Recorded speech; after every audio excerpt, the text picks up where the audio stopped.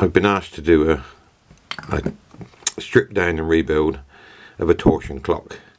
So today I'm going to do the stripping down of it. I've already taken the dial off, as you can see. It's held on by 3 pins normally. A bit of a job to see. 3 pins there. But this is slightly different because this is a hair. I don't quite know how you pronounce it, but that's the way I pronounce it. It's held on by these little things. They just slide over the pins, and it has a little screw to tighten them up. But normally there's just a hole in the pin, and it takes a pin to hold the pin. I've already let the mainspring down, but I must stress that you must always let the mainspring down first. Give it a twist to tighten it up. Move the click out the way, and then slowly release it through your hand. But as I say, I've already done it, and I've already loosened the screws off because sometimes they can be really tight. I don't normally use a screwdriver. I don't know what this is for, but this is what I use. It fits in a screw really nicely, and you can get a lot of torque on it to loosen the screw off. So I've already done that to make sure they're all loose. I also use this. I have various sizes. Basically all they are bits of waste pipe. I have various sizes. I have a big one here as well, and I also have, if I can get it, a small one for the really small miniature torsion clocks. But it's 9 times out of 10 it's either that one or that one. And say all they are is 3-inch lengths of waste pipe. I've put arrows on because that's the edge I've smoothed, and I know when I put the movement down on it, it doesn't do any damage. So I've also moved the wheels off the front. Sometimes you have to be careful because there is a little concave washer on there.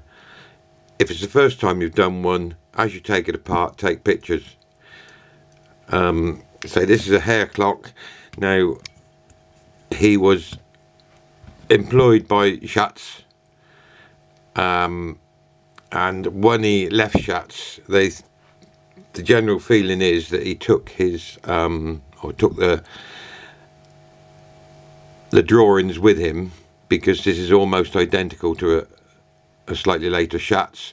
The only real difference is the corners are curved as opposed to a sharp right angle.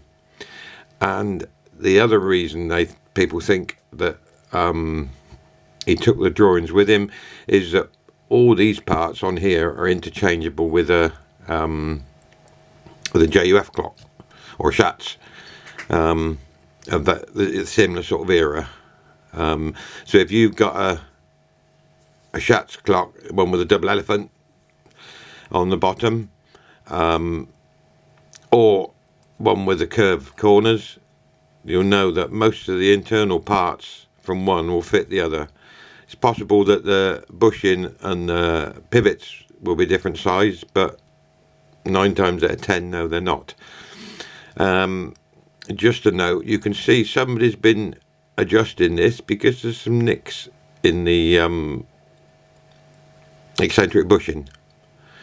Now,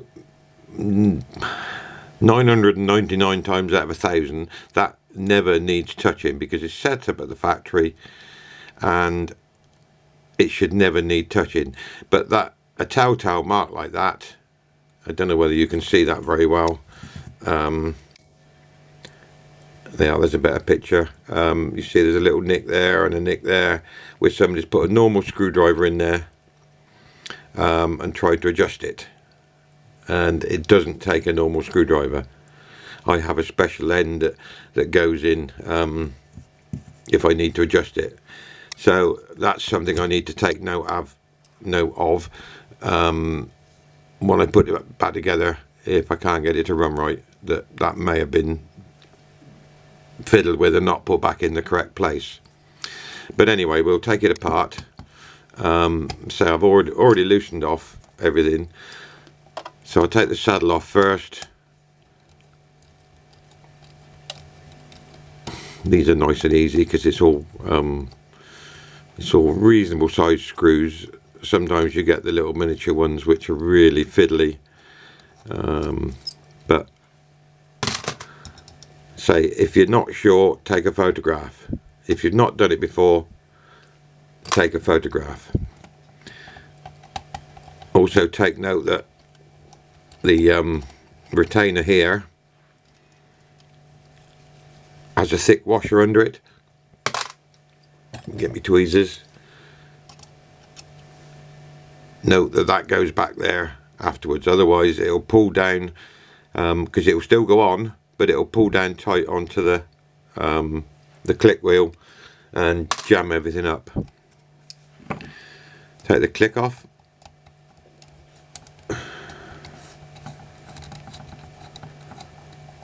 And just gently squeeze the spring in so you can get it out.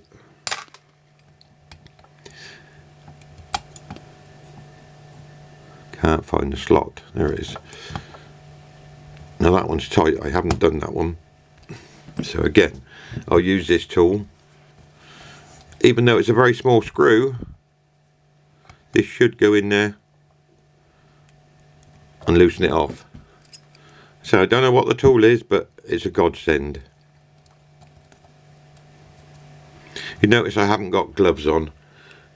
When I'm taking a clock apart, I very rarely wear gloves because I find them a bit restrictive, but when I put them back together, always gloves on.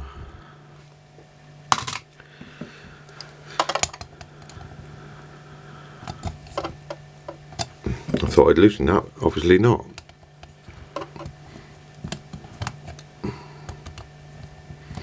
I noticed the pillars are loose on this, so it's another telltale sign that it's been fiddled with and not put back together properly. You notice when I turn that turns, so something's loose that shouldn't be loose. So take note of all these bits when you take one apart.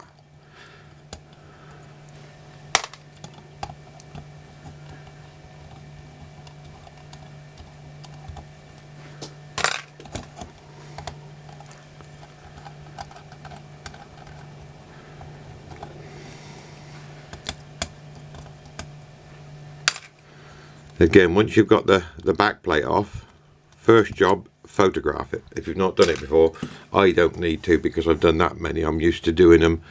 And just hold the base and gently wriggle it so everything stays there apart from that which should have stayed there. That's very tight in there, but we'll worry about that at a later date. So we'll put that back in. And we'll put the escape wheel back in.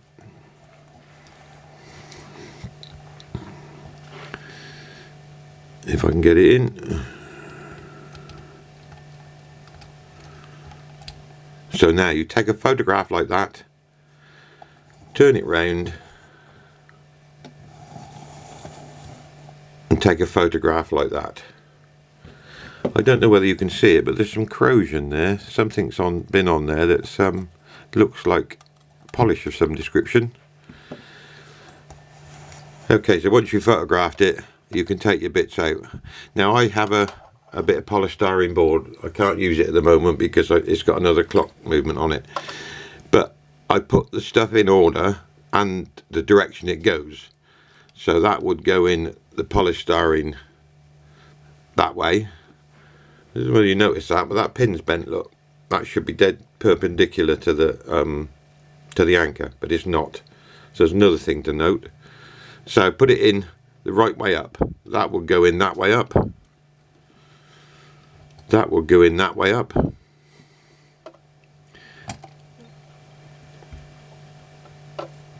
That one will go in that way up.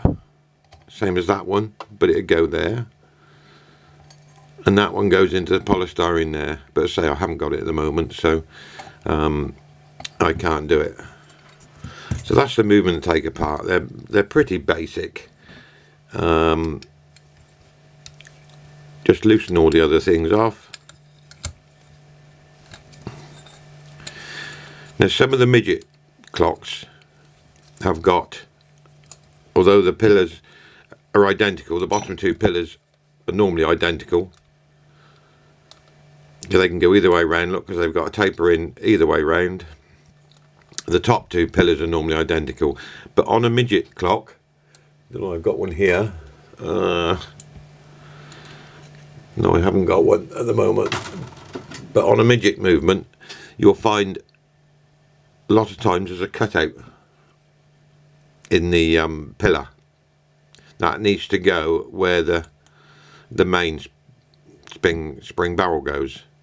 Otherwise it will just jam up. The cutout is to allow the barrel to sit in there. It will go together, but it won't turn. So we'll get the rest of this apart.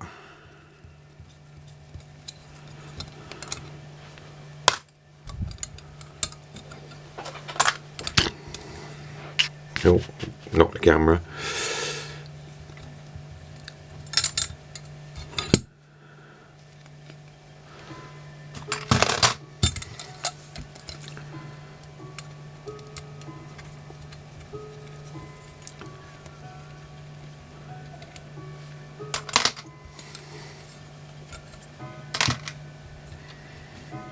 They're pretty easy to take apart.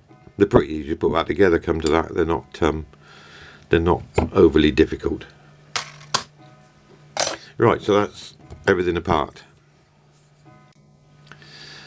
There's some telltale funny marks on here.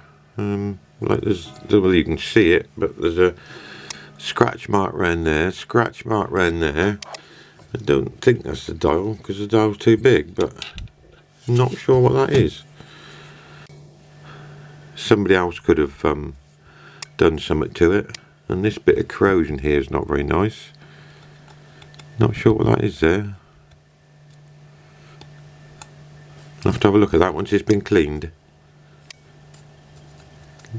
Looks like a hole's been bunged up with something. But that's it, all stripped out, ready for cleaning. Now the barrel, again, just if this is the first one you've done and you haven't got a mainspring winder, then I wouldn't worry about it too much. But it's always better to take the mainspring out, give it a clean. I clean it in kerosene, and clean the barrel all out, check the bushings. It's fairly sturdy. There's a little bit of play, and there's oil in there, because I don't know if you can see that, but I can see oil moving as I waggle it there. So I wouldn't have thought that'd be too bad, but I will take it apart anyway. And how I do it, everybody does it different. I don't bang it on the bench. I just turn it upside down with my hand like that and give that a tap.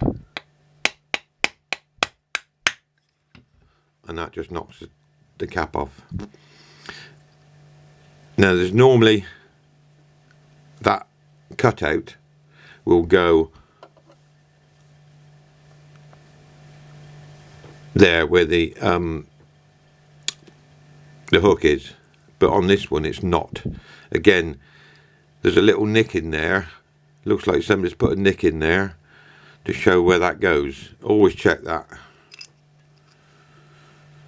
Yeah, there's plenty of oil in there. It doesn't look too bad in there, but I will strip it out and clean it and put fresh oil in, and then you know it's right. But say if you haven't got a spring winder, you can do it by hand, but it's not advisable. I'll give it a good clean, and next video I'll show how I put it back together. Thank you very much.